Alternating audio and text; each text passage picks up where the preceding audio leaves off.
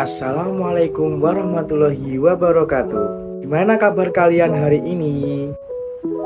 Materi kita pada hari ini adalah mengetahui betapa pentingnya manajemen waktu. Sebelumnya kita tepuk semangat yuk.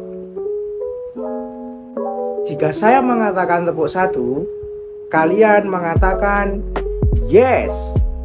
Tepuk 2, oke. Tepuk 3, semangat. Dan jika saya mengatakan tepuk 4, kalian mengatakan konsentrasi. Oke, baik, kita mulai. Tepuk semangat. Tepuk 2, oke. Tepuk 1, yes. Tepuk 4, konsentrasi. Tepuk 3, semangat. Oke, saya lihat kalian sudah mulai semangat. Selanjutnya dijelaskan tentang manajemen waktu dan tentunya ada beberapa tips-tips lah buat kalian. Setelah kalian dijelaskan materi tersebut, kalian akan diajak untuk mengisi daily activity atau lembar aktivitas kegiatan sehari-hari kalian. Jika sudah, kalian bersama-sama menyimpulkan apa yang dapat diperoleh pada hari ini. Oke, selanjutnya kita akan membahas tentang manajemen waktu. Apakah kalian tahu manajemen waktu itu ternyata penting loh teman-teman? Apa sih manajemen waktu itu? Ada yang tahu? Benar sekali. Manajemen waktu itu adalah bagaimana cara kita mengendalikan waktu dengan baik dan benar antara kegiatan satu dengan kegiatan lainnya. Nah, agar kalian tidak bingung dalam mengatur waktu, saya ada tips memanajemen waktu yang efektif loh. Yang pertama, ada susun aktivitas harian. Yang kedua, dahulukan prioritas. Yang ketiga, kerjakan satu persatu. Dan yang keempat, segera kerjakan. Yang terakhir, dan yang kelima, istirahat yang cukup. Nah, berikut saya tampilkan contoh video memanajemen waktu yang baik dan efektif. Teman-teman, coba bayangkan jika kita membaca 1 jam dalam sehari tentang sejarah ataupun tentang bahasa, bisa juga tentang ilmu pengetahuan, dan masih banyak lainnya. Berapa banyak yang kita pelajari setelah 365 jam dalam 1 tahun? Seberapa banyak kita baca dan yang kita dapatkan? Jika ada yang berkata, saya tidak punya waktu untuk membaca, untuk belajar ataupun mengerjakan tugas. Itu terdengar seperti kita tidak ada kemauan untuk berubah menjadi yang lebih baik. Kita mempunyai waktu 24 jam dalam sehari. Kita tidur 6 jam sehari. Jadi masih mempunyai waktu 18 jam tersisa dalam sehari. Rata-rata orang belajar, bekerja dan menjalani aktivitas sekitar 8 sampai 10 jam. Lalu kita melakukan perjalanan sekitar 1 jam sehari. Mungkin ada juga yang 2 jam dalam sehari. Jadi sekarang kita masih memiliki waktu 6 jam lagi. Lalu, apa yang akan kita lakukan dengan 6 jam tersebut? Mungkin kita bisa makan sebentar, bermain sedikit, atau bisa juga mengobrol, melihat status teman di sosmed, menonton hiburan di TV. Kita bisa melihat berapa banyak waktu yang tersedia. Kita bisa bermain bersama teman setelah habis pulang sekolah. Bisa juga membuka media sosial seperti Facebook, video TikTok mungkin, dan mengecek beberapa banyak teman yang mengomentari status kita di Instagram. Kita juga bisa berkumpul dengan teman, mengobrol bersama, jalan-jalan, dan melakukan permainan lain yang membuat kita senang. Oke, itu tidak apa-apa, asalkan jangan kita lakukan setiap waktu. Kita bisa mencoba mengubah kebiasaan seperti itu. Bayangkan saja, jika kita mengatur hari kita dengan belajar, mengerjakan tugas sekolah, kuliah, membantu orang tua, dan melaksanakan aktivitas lain yang lebih bermanfaat untuk masa depan kita dan keluarga. Banyak sekali waktu luang untuk melakukan hal seperti itu. Berangkat ke sekolah untuk belajar, setelah pulang sekolah melakukan aktivitas lainnya. Jika kita mempunyai tugas dari guru, kerjakanlah tugas tersebut. Jika tidak ada tugas, kita bisa belajar kembali apa yang telah dipelajari di sekolah. Kemudian, dilanjutkan dengan membantu orang tua, membersihkan rumah, serta membantu tugas-tugas orang tua di rumah. Bayangkan, jika semalam kita membaca 2-3 jam, lalu berapa jam ilmu yang kita dapat selama sekian hari? Berapa ilmu yang didapat selama 1 tahun? Tidak ada ilmu yang percuma, tidak ada pengetahuan yang tidak bermanfaat. Maka dari itu, mari gunakan waktu kita sebaik mungkin. Jangan membuang waktu, tenaga, dan pikiran untuk hal yang sia-sia. Fokuslah pada hal yang menjadikan diri kita bernilai. Jangan katakan masih ada waktu. Lakukanlah segera, gunakan waktu kita dengan bijak supaya tidak ada 1 menit pun waktu yang terbuang sia-sia. Tetap semangat untuk meraih masa depan. Semoga bermanfaat dan terima kasih.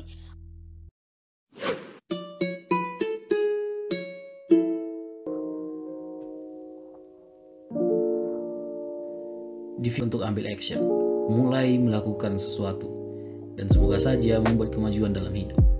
Di video ini kita akan membahas bagaimana caranya mengatur waktu kita untuk mulai melakukan hal yang seharusnya kita lakukan, mau itu bekerja, belajar, maupun mengejar passion atau tujuan hidup. Waktu adalah aset paling berharga yang kita punya. Waktu jelas lebih berharga daripada uang, karena kita bisa saja membeli uang dengan waktu, tapi kita tidak akan bisa membeli waktu dengan uang. Harga waktu setahun bisa kita tanyakan ke anak yang tidak naik kelas. Harga waktu sebulan bisa kita tanyakan ke seorang ibu yang melahirkan bayi prematur. Waktu sejam bisa kita tanyakan ke orang yang ketinggalan pesawat. Waktu 1 detik bisa kita tanyakan ke orang yang hampir kecelakaan. Dan waktu 1 milidetik bisa kita tanyakan berapa harganya pada atlet yang mendapat medali silver. Waktu adalah penyeimbang yang luar biasa. Orang terkaya di dunia seperti Elon Musk, Jeff Bezos, atau Bill Gates punya waktu yang sama dengan kita. Waktu tidak memandang ras, etnis, agama, dan yang lainnya. Semua orang, tanpa terkecuali, sama-sama hanya memiliki 24 jam. Satu-satunya yang membedakan satu orang dengan yang lainnya adalah bagaimana orang itu menggunakan waktu yang sudah diberikan kepadanya. Kalau kita menghargai 1 detik saja, berarti kita sudah menghargai hidup kita sendiri.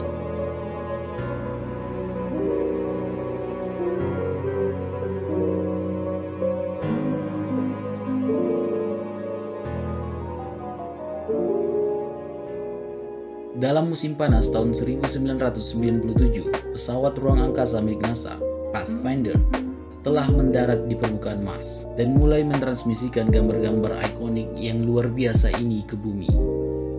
Tapi setelah beberapa hari ada satu masalah. Transmisi yang dilakukan robot itu berhenti. Pathfinder progress. Dia menunda hal yang seharusnya dilakukan. Dia menjaga dirinya tetap sibuk, tapi gagal melakukan pekerjaan yang paling penting. Hanya melakukan pekerjaan yang tidak terlalu penting. Procrastinating atau kebiasaan menunda-nunda adalah makanan kita setiap hari yang sudah menghantui kita selama ini. Pekerjaan yang seharusnya bisa kita kerjakan saat ini malah digeser ke nanti dan kemudian jadi besok. Di besoknya pekerjaan itu malah pergi ke minggu depan. Jika terus seperti ini, pekerjaan yang harus kita kerjakan tidak akan selesai dan tujuan yang sudah kita tetapkan tidak akan tercapai. Jadi daripada menunda-nunda lagi, ayo bahas bagaimana caranya memanage waktu dan berhenti menunda-nunda. Time management itu tidak lebih adalah mengatur waktu yang kita miliki untuk dapat menciptakan produktivitas yang efektif dan juga efisien untuk mencapai disiplin diri dan tujuan kita untuk maju lebih ke depan dalam hidup. Sangat sering kita mengatakan bahwa kita tidak memiliki waktu. Kita sering merasa bahwa waktu yang kita miliki bukanlah sepenuhnya kita yang memiliki. Kita sering merasa bahwa kita tidak punya waktu untuk melakukan sesuatu. Tapi yang terjadi, kita bukan tidak punya waktu untuk melakukan hal itu, tapi kita hanya tidak memprioritaskan hal itu karena kita ingin melakukan hal lain yang kita rasa mungkin lebih bernilai. Jadi, langkah pertama adalah berpikir bahwa waktu yang kita miliki adalah milik kita, bukan milik orang lain. Orang lain mungkin bisa menyuruh kita untuk melakukan sesuatu yang nantinya bisa memakai waktu kita, tapi keputusan akhirnya sebenarnya ada di tangan kita. Kitalah yang menentukan apakah kita mau mengeluarkan waktu kita untuk hal itu atau tidak, bukan orang yang menyuruh tadi. Jadi, dengan mindset yang sudah benar, kita akan lanjut ke beberapa tips manajemen waktu untuk bisa mempergunakan waktu kita dengan baik. Elon Musk, Mark Zuckerberg, atau Bill Gates juga menggunakan teknik ini untuk mengatur hari mereka. Time block ini simpelnya adalah memblok beberapa jam dalam hari kita yang ingin dialokasikan untuk kegiatan kita. Jadi, dalam satu hari itu kita menetapkan beberapa jam khusus untuk digunakan sepenuhnya dalam mengerjakan pekerjaan kita. Dalam menggunakan teknik ini, lebih baik terlebih dahulu mencari tahu apakah kamu itu orangnya yang merasa fokus atau produktivitasmu itu tinggi di pagi hari atau di malam hari. Aku pribadi merasa lebih fokus di pagi hari, jadi aku bisa saja memblok waktuku mulai dari jam 8 sampai mungkin jam 11 pagi untuk fokus mengerjakan tugas yang berat, dan jam 1 sampai jam 4 untuk tugas yang ringan. Kamu juga bisa membuatnya, dan itu tergantung kamu merasa lebih produktif di jam mana. Jadi nantinya dalam waktu yang sudah kita blok ini, kita bisa membuat waktu itu jadi waktu kita untuk fokus dan menghindari gangguan sebisa mungkin. Selain menetapkan waktu kita untuk bekerja, kita juga harus menulis daftar hal yang ingin kita lakukan di esok harinya agar nantinya tidak bingung mau melakukan apa. Dalam menulis to-do list ini, kita harus dengan jelas menuliskan apa hal yang ingin kita kerjakan, di jam berapa, dan bagaimana. Dalam satu studi di awal tahun 90-an, seorang psikolog pergi ke suatu rumah sakit di Skotlandia, melakukan beberapa penelitian terhadap pasien yang melakukan operasi penggantian otot. Dalam operasi ini, pasien harus segera melakukan rehabilitasi fisikal dan melakukan beberapa gerakan supaya sembuh total dengan pergerakan mereka. Operasi ini sangat menyakitkan dan membuat banyak sekali pasien tidak pernah benar-benar sembuh. Peneliti itu melakukannya kepada 60 pasien dan menyuruh mereka untuk menuliskan dengan spesifik bagaimana cara mereka melakukan rehabilitasi itu. Dan pasien yang menuliskannya dengan spesifik jauh lebih mungkin melakukan yang dituliskannya, yaitu bagaimana cara mereka melakukan rehabilitasi itu di esok harinya daripada mereka yang tidak menuliskannya. Kalau kita jadikan contoh rehabilitasi yang menyakitkan saja, yang banyak sekali orang lebih memilih untuk tidak usah sembuh daripada mempertahankan rasa sakit itu, jadi punya semacam motivasi untuk melakukan rehabilitasi itu. Apalagi kita yang pekerjaannya kebanyakan hanya duduk, buka laptop, dan bekerja. Jadi, untuk benar-benar bisa melakukan hal yang ingin kamu lakukan, ambil pensil dan kertas, atau tulis dengan digital, terserah. Yang jelas, tulis dengan spesifik dan detail sebelum kamu mencoba untuk melakukannya. Aturan ini mengatakan bahwa pekerjaan yang bisa kamu selesaikan dalam hanya 2 menit atau kurang, lebih baik kerjakan sekarang dan jangan menuliskannya lagi di dalam to-do listmu. Kalau pekerjaan itu cuma untuk mengirim email ke beberapa orang, tidak perlu untuk menuliskannya ke dalam to-do list. Lebih baik langsung dikirimkan saat itu juga. Ini akan membantu to-do listmu itu lebih rapi dan kamu juga bisa menyelesaikan lebih banyak tugas.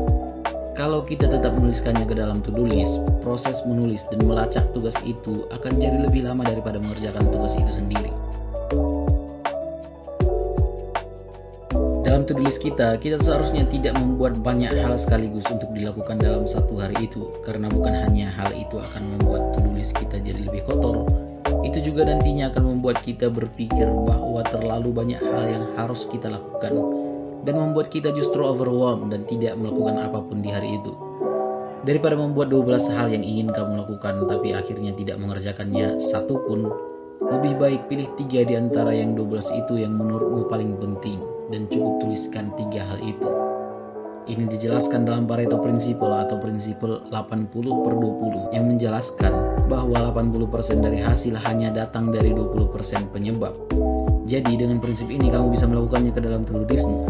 Jadi pilihlah 20% dari semua daftarmu yang menurutmu bisa memberikanmu 80% hasil.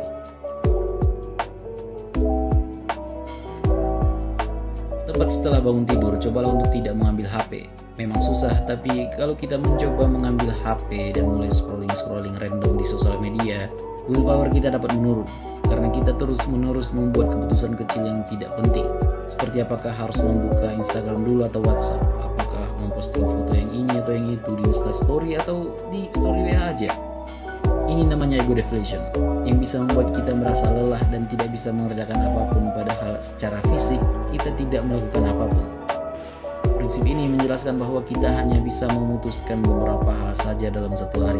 Dan semakin kita memutuskan banyak hal, semakin sedikit willpower yang kita miliki. Dan juga semakin buruk kemampuan pengambilan keputusan kita. Willpower yang semakin sedikit akan membuat produktivitas kita menurun.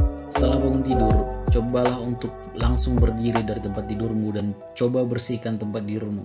Enggak, ini bukan karena lagi itu, stop. Membersihkan tempat tidur dapat membuat kita merasakan sense of winning, membuat kita merasa termotivasi di hari itu karena kita merasa sudah berhasil mengerjakan sesuatu yang penting, walaupun pekerjaan itu sebenarnya pekerjaan yang kecil. Cobalah untuk tidak bekerja atau belajar di atas tempat tidur. Studi di Jepang menjelaskan bahwa bekerja di tempat tidur dapat menurunkan konsentrasi dan produktivitas kita secara drastis. Jadi, carilah area yang spesifik untuk bekerja atau belajar. Cari meja atau kursi, atau kalau tidak ada, cobalah duduk di sudut ruangan. Membuat tempat yang spesifik dapat membantu otak kita, membuatnya tahu apa yang harus dilakukan ketika kita melihat atau duduk di area spesifik tersebut. Cara menggunakan teknik ini adalah dengan membuat waktu 25 menit untuk bekerja dan 5 menit lagi untuk istirahat. Dan kemudian kembali. 25 menit bekerja dan 5 menit istirahat, dan begitu terus. Banyak studi dilakukan, memang secara rata-rata kita hanya bisa fokus selama 25 menit. Ya, kalau kita mencoba untuk fokus selama 2 jam penuh, pasti ada satu titik di mana kita terdistraksi oleh hal lain. Karena memang rata-rata orang hanya bisa fokus selama itu.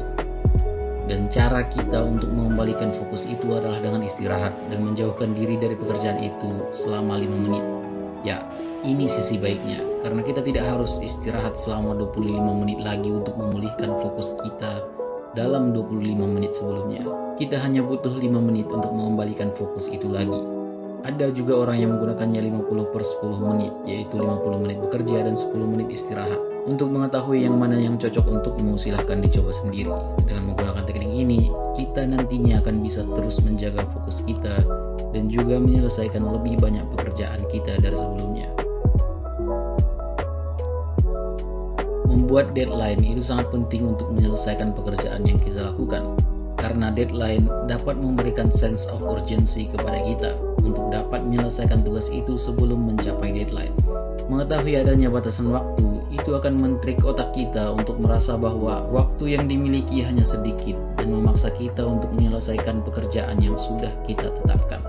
Dalam Parkinson's Law, usaha yang kita berikan terhadap pekerjaan yang kita lakukan akan semakin tinggi ketika deadline yang kita buat semakin sedikit. Pekerjaan meluas untuk mengisi waktu yang kita alokasikan untuk itu. Untuk pekerjaan yang sebenarnya bisa kamu lakukan dalam 2 hari, jangan buat deadline selama seminggu karena kamu hanya akan malas-malasan dalam 5 hari pertamanya. Deadline juga tidak bisa dibuat terlalu cepat karena ketika kamu tidak bisa mengajarnya, kamu hanya akan merasa dirimu itu buruk dan malah tidak mau mengerjakannya lagi. Jadi buatlah deadline yang realistis. Kalau kamu merasa bisa menyelesaikannya 2 hari, buat 2 hari, tidak kurang, tidak lebih. Dunia penuh dengan gangguan, penuh dengan distraksi. Teman yang tiba-tiba menelpon, chat yang bejibun, notifikasi dari sosmed dan game, dan yang lainnya. Ketika kita mengambil HP yang niatnya cuma untuk membalas satu chat dari teman, kita bisa jadi berakhir scrolling gak jelas di TikTok selama 2 jam. Untuk benar-benar bisa menyelesaikan tugas kita, semua yang sifatnya mengganggu harus dihilangkan. HP bisa dimatikan notifikasinya atau dibuat jadi mode pesawat. Kalau kamu merasa susah untuk mengerjakan sesuatu, jangan memikirkannya. Jangan coba untuk membuat alasan. Hitung saja 1, 2, 3 dan langsung kerjakan. Ini juga berlaku pada distraksi. Kalau kamu merasa ingin melakukan hal lain selain mengerjakan tugasmu, hitung sampai 3 dan lupakan. 1, 2, 3 dan kembali lagi mengerjakan hal yang sedang kamu kerjakan. Dan ya, itu dia beberapa cara memanage waktu dan teknik untuk menyelesaikan tugas. Memang hari-hari kita tidak akan sesempurna itu. Kita tidak akan bisa melakukan semua itu terus-menerus, tapi kita bisa terus memaksimalkan yang dapat kita lakukan setiap hari dan memaksimalkan potensi diri kita dalam hidup dengan terus mempraktikkannya setiap hari. Oke, teman-teman udah nonton ya video yang saya tayangkan tadi. Nah, untuk lebih memahami materi yang saya sampaikan, kalian bisa menuliskan kegiatan sehari-hari di lembar daily activity ini ya. Saya tunggu. Bagus sekali. Dengan kalian membuat jadwal kegiatan sehari-hari di daily activity, berarti kalian sudah berhasil mengatur waktu dengan efektif. Selanjutnya, yuk kita simpulkan kegiatan hari ini. Jadi, memanajemen waktu itu sangat penting loh teman-teman.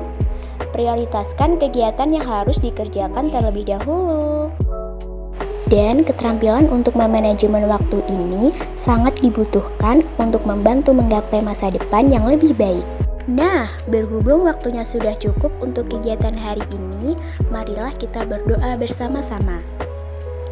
Selesai. Sampai bertemu minggu depan ya teman-teman.